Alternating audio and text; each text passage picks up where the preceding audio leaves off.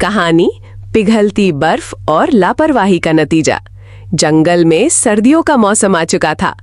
इस साल बहुत ज्यादा बर्फबारी हुई थी और हर तरफ सफेद चादर बिछी हुई थी। जंगल के जानवरों को बहुत सी मुश्किलात का सामना था। खुराक की तलाश मुश्किल हो गई थी और ठंड बहुत ज्यादा थी।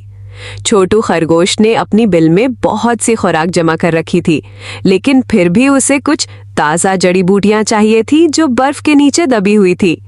वो बहुत एहतियात से बर्फ में रास्ता बनाकर चल रहा था। बंटू बंदर को सर्दी इतनी ज्यादा नहीं लगती थी क्योंकि उसके जिस्म पर घने बाल थे और वो दरख्तों की शाखों में छुप जाता था। लेकिन आज वो बोर हो रहा था और कोई शरारत सूझ रहा था।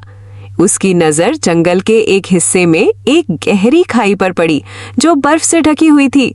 इस खाई पर बर्फ की एक पतली तह जमी हुई थी जो देखने में तो मजबूत लग रही थी, लेकिन हकीकत में बहुत कमजोर थी।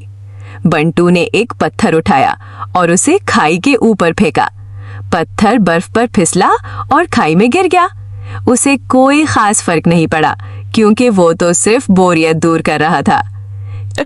छोटू खरगोश अपनी जड़ी बूटियां तलाश करते हुए उसी खाई के करीब पहुंच गया। उसे नहीं मालूम था कि बंटू ने उस बर्फ की कमजोरी को पहले ही जाहिर कर दिया है। वो ध्यान से चल रहा था कि अचानक उसका पांव उस कमजोर बर्फ पर पड़ा। बर्फ कराही और छोटू का पांव अंदर धंसने लगा। वो डर गया और चीखने लगा, मदद मदद। बंटू बंदर जो करीब ही एक दरख्त पर बैठा था, उसने छोटू की आवाज सुनी। उसने पहले तो हंसा और सोचा, ये छोटू खरगोश भी हर वक्त किसी न किसी मुश्किल में फंसा रहता है।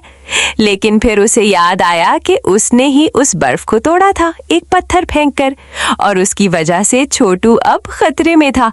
एक लम्हे के लिए उसके दिल में शर्मिंदगी का एहसास पैदा हुआ, लेकिन बंटू की लापरवाही उस पर गालिब आ गई। उसने सोचा, ये छोटू का मसला है, मैं क्या करूं? और वो अपनी जगह से हिला भी नहीं। छोटू कई बार चीखा, लेकिन बंटू ने कोई रद्द अमल नहीं दिया। आखिरकार एक और जानवर जो वहां से गुजरा, उसने छोटू की मदद की और उसे बर्फ से बाहर निकाला। छोटू बहुत नाराज था और सर्दी से कांप रहा था। उसने देखा कि बंटू बंदर ऊपर दरख्त पर बैठा उसे देख रहा था और कोई मदद नहीं की, तो उसका दिल दुख से भर गया। छोटू ने बंटू को गुस्से से देखा और वहां से चला गया। इस दिन के बाद छोटू को बंटू की तरफ से मजीद बेहिसी और संग दिली का एहसास हुआ।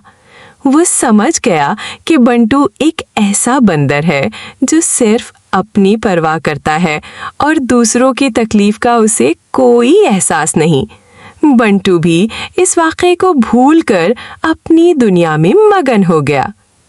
अखलाकी सबक, ये कहानी सिखाती है कि लापरवाही का नतीजा दूसरों के लिए परेशानी का बायस बन सकता है और अपनी गलती को नज़रअंदाज करना बदतरीन रवैया है। दूसरों की मदद ना करना और उन्हें मुश्किल में छोड़ देना ताल्लुकात को ख़त्म कर देता है।